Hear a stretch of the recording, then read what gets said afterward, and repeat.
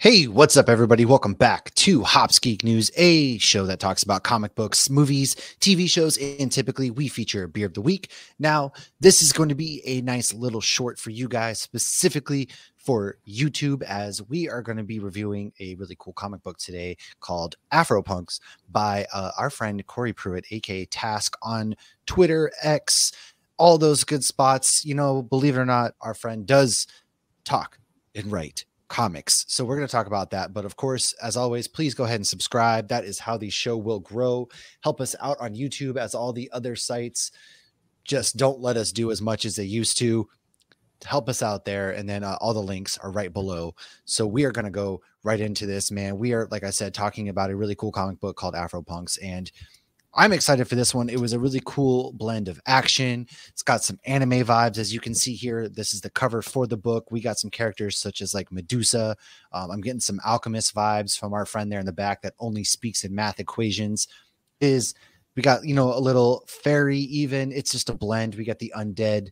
It's such a great comic. So Lauren, why don't you go ahead and kick us off, man? What are your thoughts? It's kind of like a medieval with orcs and magic and robots and really cool things. This group of, you know, like mercenaries, essentially. They're all about the money, man. They're poor. They're working to get money, and so they have to do this job for the king so they can get paid a buttload, if you will. I absolutely loved it. It was a very fun story, and it was nothing like I expected. So when it kicks off, it was almost done in like an Office, Parks and Rec kind of reality show feel, because they're getting interrogated. So it's kind of fun to see them getting interrogated and going back and forth. But yes, it takes place and it looks like medieval times. And yes, there's these sci-fi characters all around, but it was very grounded and it was very current in pop culture. I mean, there was I know Michael Scott wasn't the first one to say this, but there was "that's what she said" jokes. Yes. So they were very aware, not the characters, but the writers, or Task was very aware of who these characters are and almost making fun of them in the story as well. So I thought that was a clever way to kind of play with your characters.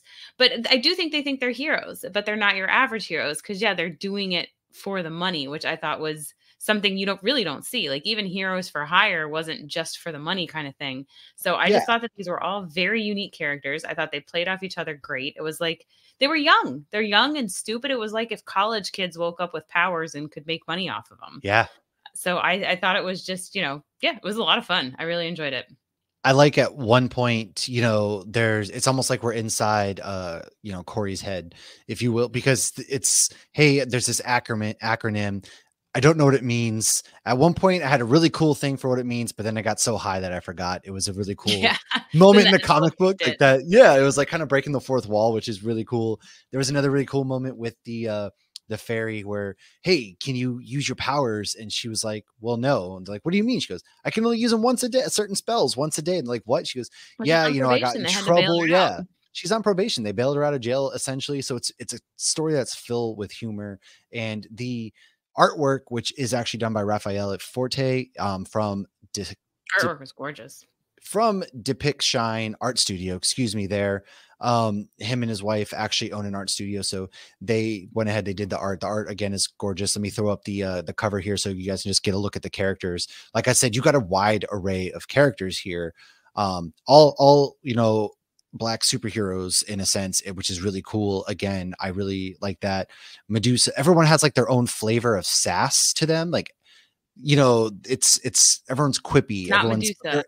No, it's MDSA. Too, but it was yes, but they obviously they play into that too. Exactly. And you know, they all have what they bring to the table.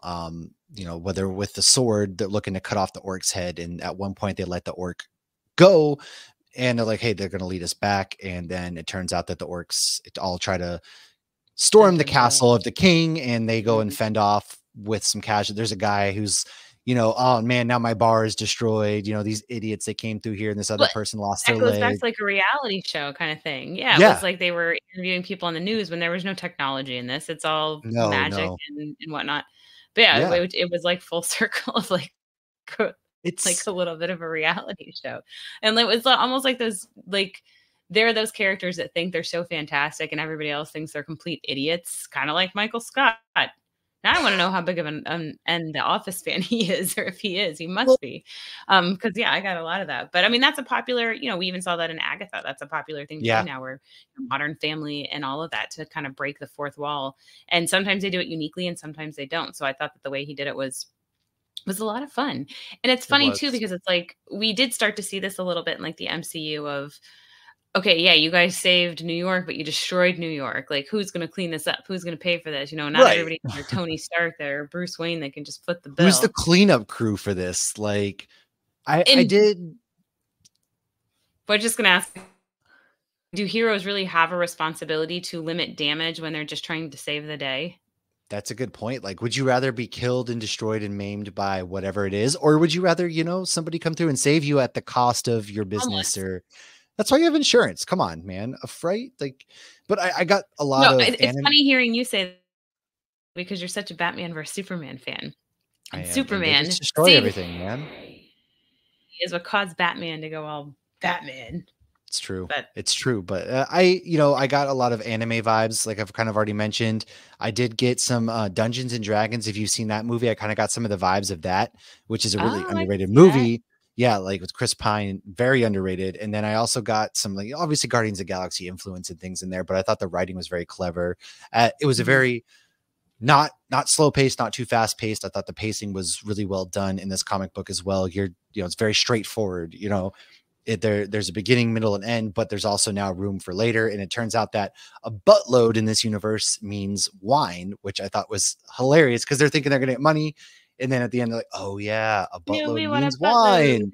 And Yeah. so I thought that was like a clever, like they're looking to get paid, but there's always some buffoonery, if you will, happening. And the characters, their energies really play in well to each other. And then again, the art, really Mhm. fantastic. The way that there's the colors and the magic sequences that happen in this, I think it just really bursts throughout the page, and you really find yourself just kind of with a smile throughout this entire issue. So Yeah. highly recommend going and checking out more of what Task has done, because he has written other comic books, superhero comics, if you will. And then make sure you follow the links that I put down below, because I put the link to his socials and things in there.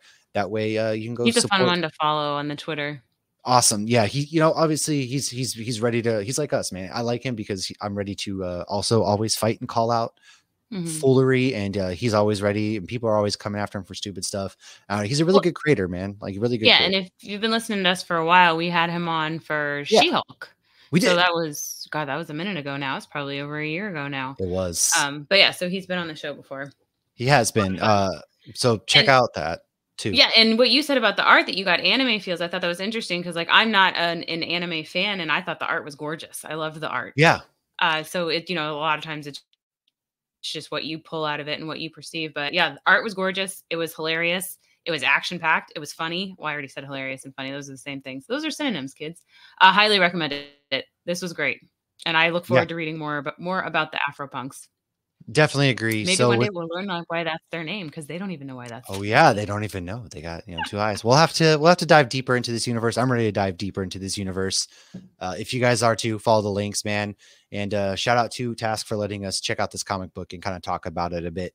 That has been our little quick review on this book. Go check it out. And then, as always, make sure you like, subscribe, share, follow the podcast, help us grow, and we will see you guys next time.